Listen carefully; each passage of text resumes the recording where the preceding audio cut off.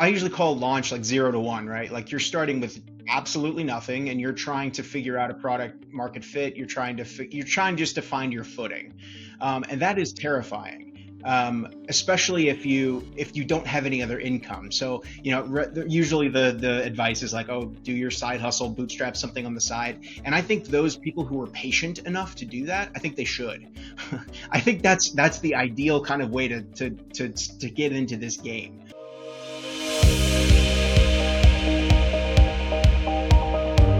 Hey, welcome back to the show. I am so excited to have with us Kevin today, who is going to be sharing some really cool insights from his perspective of building and growing businesses. So Kevin, tell us who you are and what do you do?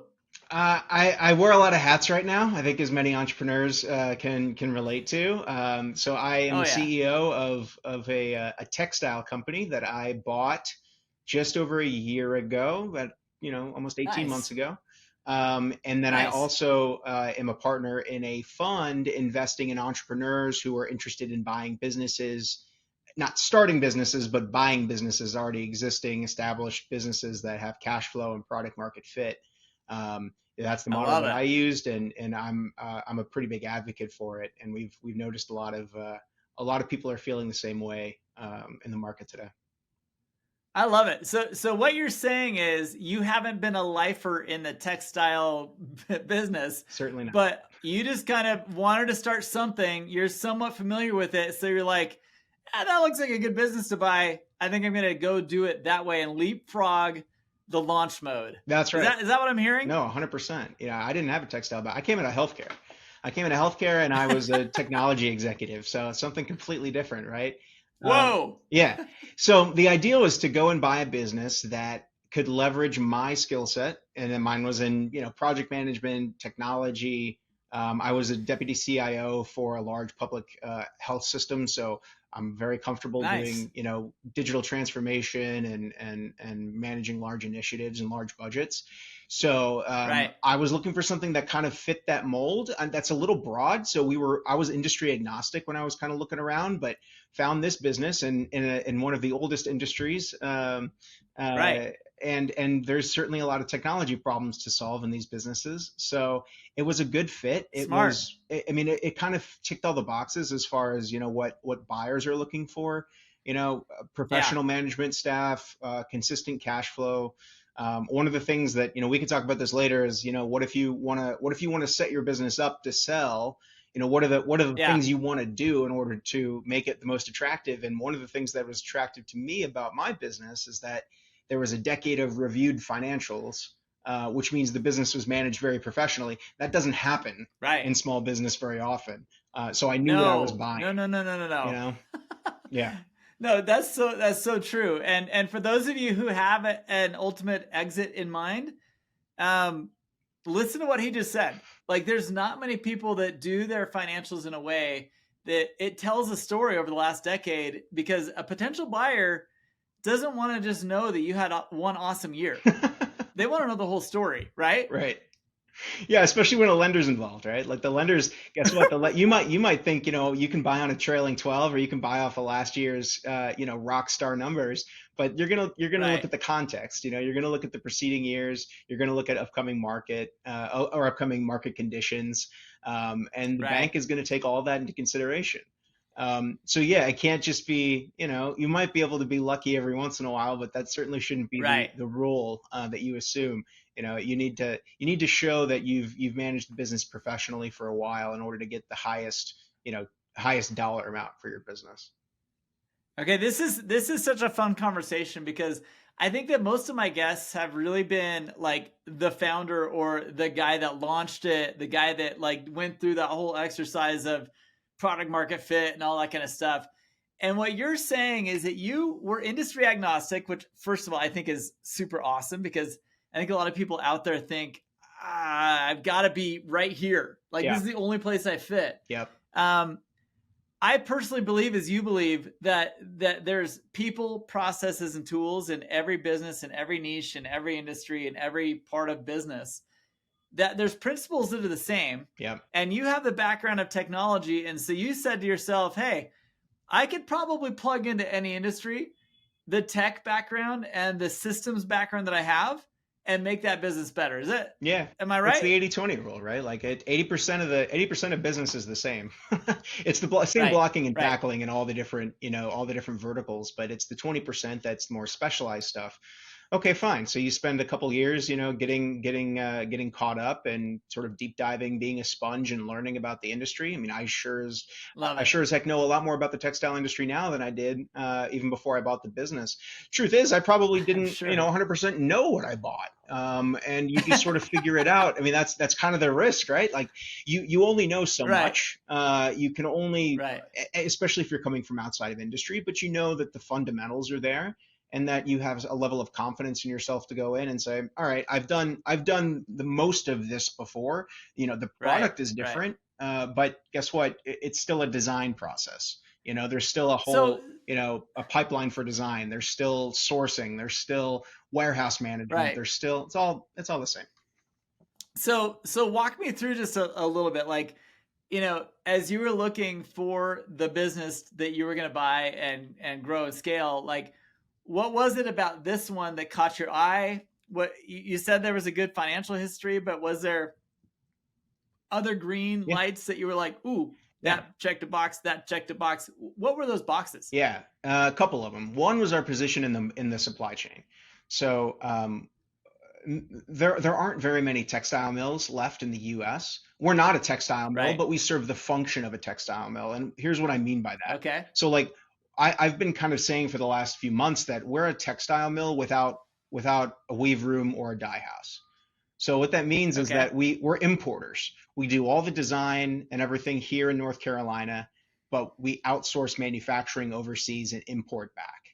So, Cool. it's That's because cool. weaving isn't that profitable in the US anymore. There are a couple companies that Oh, still do come it, on. but certainly nobody is Yeah. going into that business.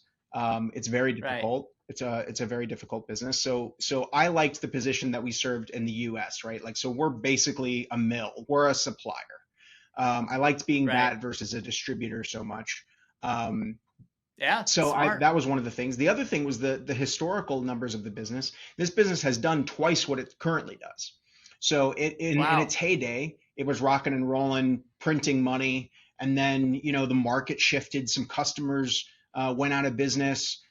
This business was Right. kind of built on the back of J.C. Penney. Well, so I said I own a textile company. We do mostly drapery. We do some furniture, some Right. upholstery as well. But J.C. Penney was running, a bunch of drapery programs. Well, walk into a Right. J.C. Penney now, you're not seeing that. Like, that's not a thing anymore. No. No. So there's certain aspects of the certain channels that have gone away, but the demand is still there, and this business has been Right. capable of fulfilling that demand in the past. So I saw it as like okay, it shouldn't be. I mean, it's certainly not going to be easy to take it, back to 20 million or whatever it was, but the Sure. potential is there. The business is out there, and somebody coming in with, from out of industry with some new ideas, not really married to any particular way of doing Right. things. I can be creative and change things a lot more than somebody who's been in the industry for their entire career. I love it. I love it. Now this is something that, like, I think that what you're talking about and what you did is something that a lot of people think about, dream about, want to do, want to Yeah. try, but I think that launch scares the crap out of them. And I think that, you know what I mean? Like, I think that there's a lot of really great managers, a lot of really smart people out there. They're like, why am I helping this guy grow his business when I want to do my own, but I don't know how to launch? Yeah. And what you've done, I think, is just so fascinating. And tell me how this has grown into like a whole nother byproduct of what you're doing now. Yeah, I completely agree that I usually call launch like 0 to 1, right? Like, you're starting with absolutely nothing and you're trying to figure out a product market fit. You're trying just to find your footing, and that is terrifying. Especially if you don't have any other income. So, usually the advice is like, oh, do your side hustle, bootstrap something on the side. And I think those people who are patient enough to do that, I think they should. I think that's the ideal kind of way to get into this game. There are others of us who are working jobs that we don't like, who are burnt out in our careers, and we're like, I just need to make a change now. and I need to get it. I want to be in the CEO's chair, and I want to manage something at scale, because I don't necessarily feel like I've got the skill set, or I've got the even desire to go from 0 to 1. I want to take over at 1, and I want to grow to 10.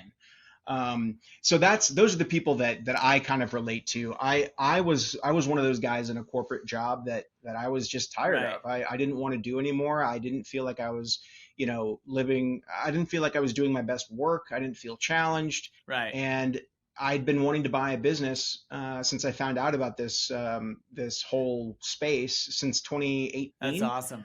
I had a business under LOI, under contract. It fell through, kind of licked my wounds, went back to my job. And then as a result of a health crisis in 21, it kind of was a clarifying experience for me to get back in the saddle and get it done. And so, found a business in 22 after that. I love it.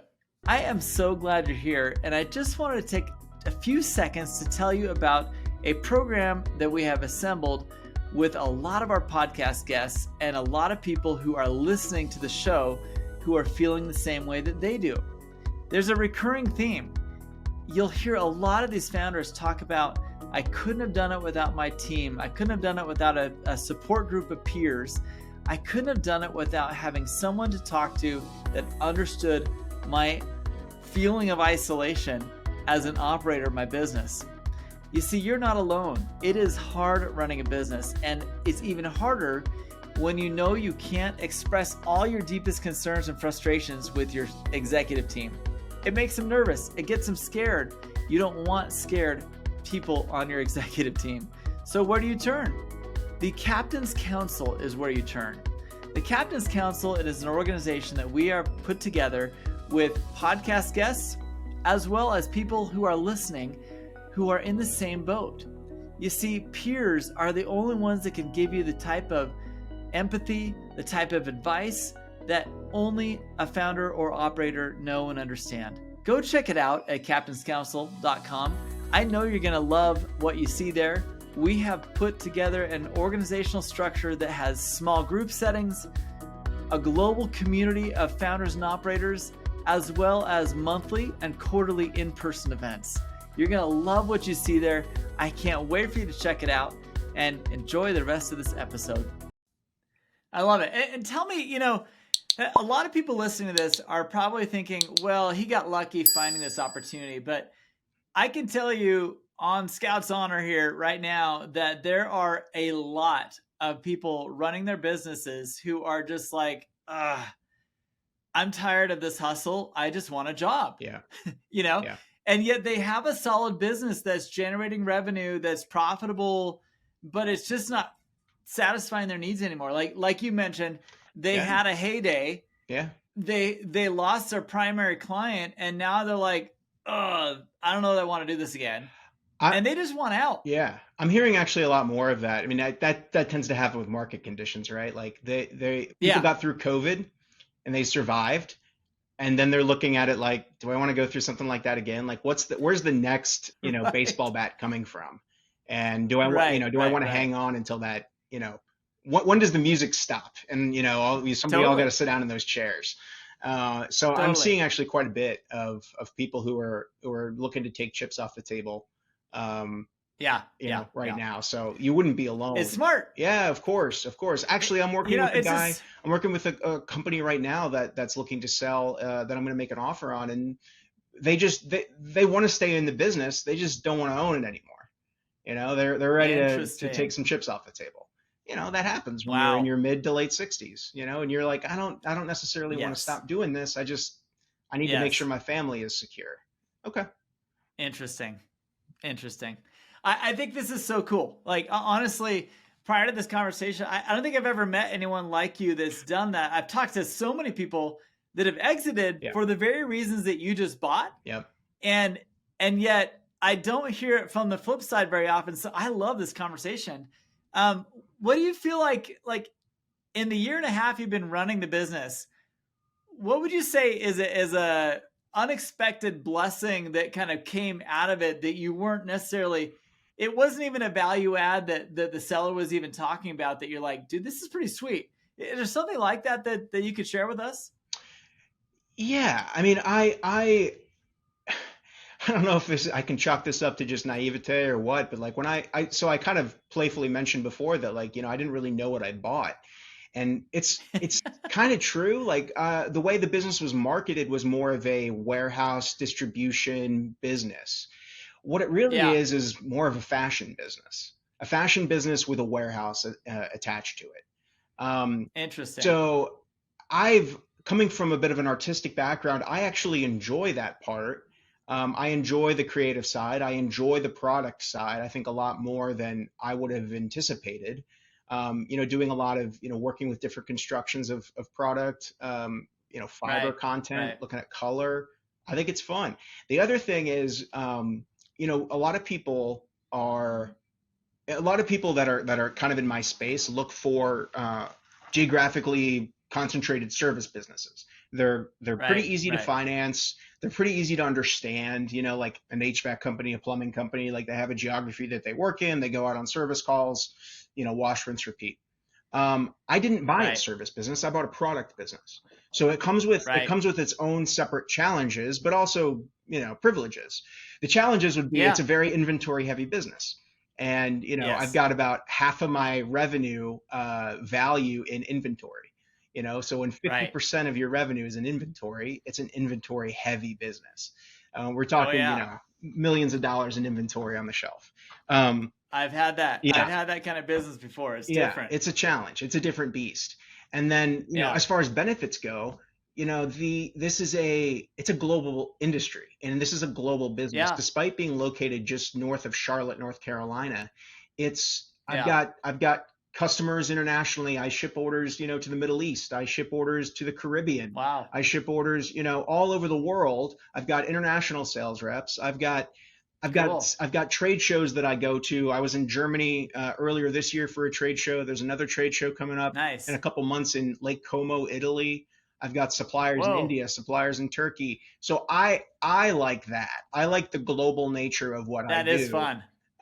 Yeah. It's similar to technology, but since we always worked with a lot of offshore, but Yeah. it's so much more. So to be part of like a global fashion industry That's cool. is very unique. I don't know anybody else that's done something quite like this. Right, right. No, dude, that's super fascinating. I mean, like, really, this is really cool. So as you express those like awesome little secret things you didn't know about, the hidden gems, there's probably been some surprises as well. I mean, someone coming from where you came from, having a steady job, having a bit, someone else responsible for all the other minutia that you had Yep. going on in the background of you doing your job, being the boss now.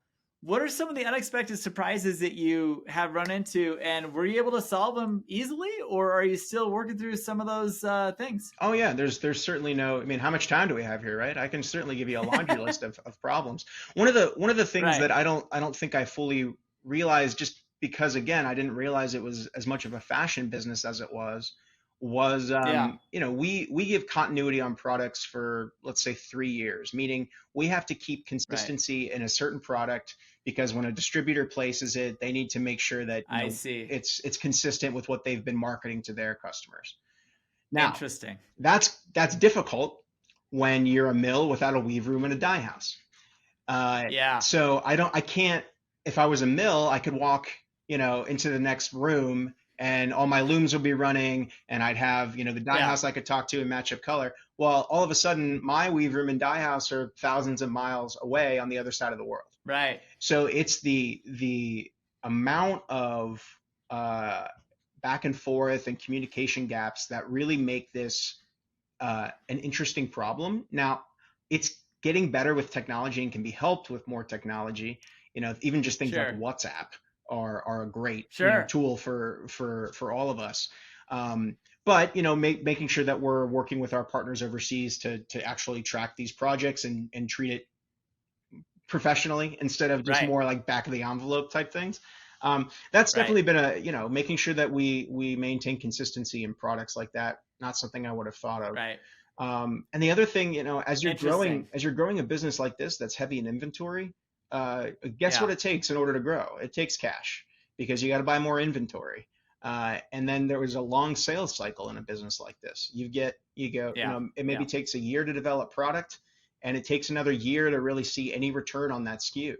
It's got to be placed with a distributor, and then that distributor's got to go market it, and then there's got to be some attachment period. And so it's once you get the thing rolling, it's an annuity, right? Because it's a sticky product. It's in a book that a distributor is using, but getting there is the problem. Getting there, getting the new product attached is a challenge. Interesting. No, that's so fun for you to kind of jump in and experience that kind of stuff. I think that, as people are starting a business, they learn that a little earlier in the game, those kind of challenges and stuff like that. But whereas you're coming into a 10-year-old business, you're like, okay, I really don't like this product we're selling, but they've already got it out on the table, so I've got to keep doing that thing. Well, you like anything, or maybe you don't even like the supplier. Yeah, you like anything. Right? You like anything that sells. So it's that's true. It may not be a direction we want to go in, but are you really gonna kill a product that makes money? No, we're gonna ride that out and see how long we can get. Interesting. I love it, dude. This is so fun.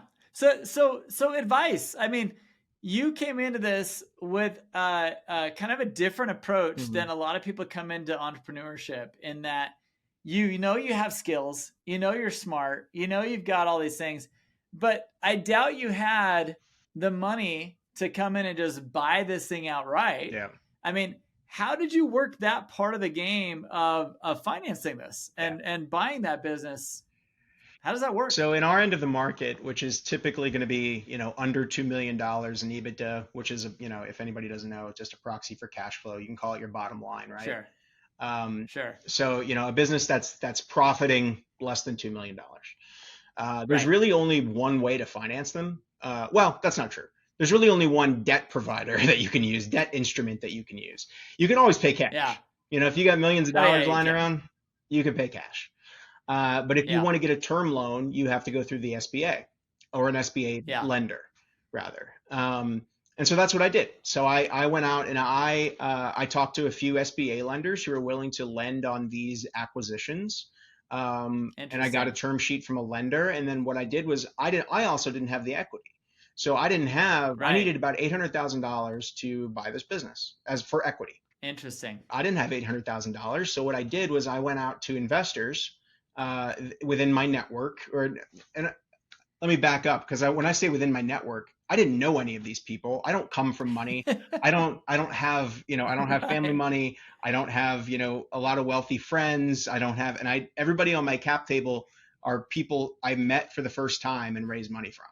Okay. So is that right? When I say network, I mean network now. They're in my network, but then they were strangers. So there were, I basically talked to a couple mentors. And they said, okay, here's a list of some people that I know invest in these deals. Okay, so I'll go and I hit the email list. I called, I LinkedIn messaged. I just was turning over any rock in order to get, capital. I mean, a very long story short. But they were only having to commit assets as opposed to actual cash that they were in, right? Because you did an SBA.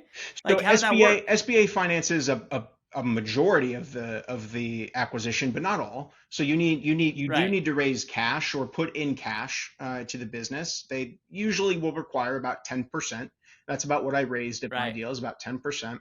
And then I also had a seller note, so the seller had some skin in the game, and then the rest was SBA. Interesting. So you could think about it. I mean, the typical structure would be like 10% equity, 10% seller note, 80% debt, something like that.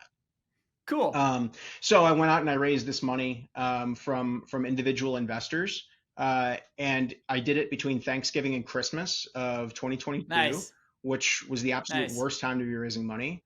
But we were successful. We were successful, and that whole experience kind of led me to want to professionalize this space a little bit more and say, wow, that was really hard, especially for people who are going through an SBA loan for the first time. They're probably making their first acquisition. All of this is new. It'd be really nice if people were able to outsource that raise. So I partnered with a couple other people, and we started a fund helping people do exactly that. So now awesome. with our fund, which is called Fruition Capital, what we do is, instead of me going out to individual investors raising $50,000 at a time, I can go to a fund like Fruition and say, I need $800,000. Fruition will say, great. We'll write you a check for 600 or 700, and then you can go from, to these other investors and see if you can get some follow-ons to kind of round out the cap table. But it's a heck of a lot easier to raise $100,000 or $200,000 than it is $800,000. So that's the marketing play that we take. I love it. I love it. This is really fascinating. I think that a lot of people, look at what you've done and say, there's no way I could pull that off. But you're describing a way that they can pull it off with someone who's already been through it, just by utilizing a team like yours. Yeah. Is that right? That's right. Yeah. I mean, we talk to new, they're called searchers or sponsors or, whatever we want to call them. They're entrepreneurs who are coming to us who have found a deal. And that's a whole other topic on how to source deals and look at deals. But they've done the hard part. They found the deal. They've negotiated with a seller to have an agreement, an LOI. So basically the beginnings of a contract. And then they come to us looking for equity. And, at that point, they've already talked to a few lenders usually. So they've kind of got an idea that it's SBA approved and they can get debt for the business. Sure. And so now they're looking to us to kind of come in and fill the equity gap. Versus having to go and round all that capital up on their own. They can come to us and we can basically be a one-stop shop. Well, and those that don't know, I mean, SBA loans they're fairly thorough in their investigation of what they're lending on. I mean, they want to look at everything. Yeah. And so, generally speaking, if you've got a deal that looks good to the SBA, chances are it's a good deal. It makes it easier for investors who want to jump on board and give you that down payment. Right. So agree. Interesting. Very cool stuff, man. I love it. So what if you were to attribute like I know very few people that do what you've just did and described alone. Like generally people have someone they go to, they can lean on a little bit. I'd love to get a shout out. Like who is it that is in your circle that has been there to kind of guide you through this the first time? And I'm guessing they're likely partnering with you on this new fund that you put together. Yeah. But you want to give a shout out? Who are we talking about here? I mean, there's certainly no shortage of people I can talk about. Yeah. But I was living in Dallas, Texas at the time, and I was interested in doing this again. So remember I said I did it in 2018, failed, and then came back in 2022. In that time period, there's a whole community that kind of grew up on Twitter, and there was a lot of just people posting helpful content and DMing each other, talking, sharing how to do this. For basically regular people like me, people who didn't come out of finance, people who didn't have a lot of money, just regular, normal people. And one of the guys I found, his name was Kevin Henderson. He's now a partner at a law firm he started. He's a founding partner. He and a couple other guys started a law firm serving this market specifically for mergers and acquisitions, legal help. Nice. And so I DM'd Kevin. He had a few thousand followers on Twitter at the time. I had like 300. And I DM'd him and was like, hey, man, really love some of the content you're putting out. It'd be great to talk to somebody else in the Dallas area. Well, the long story short is I went to a SMB, small, medium-sized business happy hour. Sam's like, you need to go to this boot camp managed by my friend, and they'll teach you how to do everything. Okay, great. Right. And then Kevin is the lawyer on my deal, and that whole group, if you Google them, or we can maybe provide a link, but they've done over $1 billion in their first year in transactions. Wow. From zero to $1 billion in a year. That's a billion with a B. Yeah, wow. In their first year. Love it. So what that means is it kind of shows you the activity in this space. That there's a lot of deals being done, and that it's not, I mean, trust me when I say they're not all, sophisticated finance buyers, ex-PE, ex-investment banking. There are a lot of regular people just like me who are interested in doing this. And people, that are listening to this might be one of those people that, like, I'm a regular person. I've managed people at my job. I'm looking for a career change. I want to do something else for my next chapter. Maybe this is an option. And to a person, most of the people in this space are very willing to help. So shout out Kevin Henderson, my namesake, my fellow Kevin. You can never have too many Kevins in a circle. Yeah. Prince among men. Dude, Kevin, what a great conversation. Great shout out. I love the whole interview. This has been a really fun one. I can't wait to put this out there and see what kind of response we get. If you're listening and you're interested, we are putting all of Kevin's links in the show notes here. And so let your heart not be troubled. We are going to give you this information. You can reach out to Kevin if you'd like to. Yeah. Connect on LinkedIn, I'm guessing. Yeah, LinkedIn's great. LinkedIn's great. I'm on Twitter as well. And then I'll include my email and everything. I'm pretty reachable.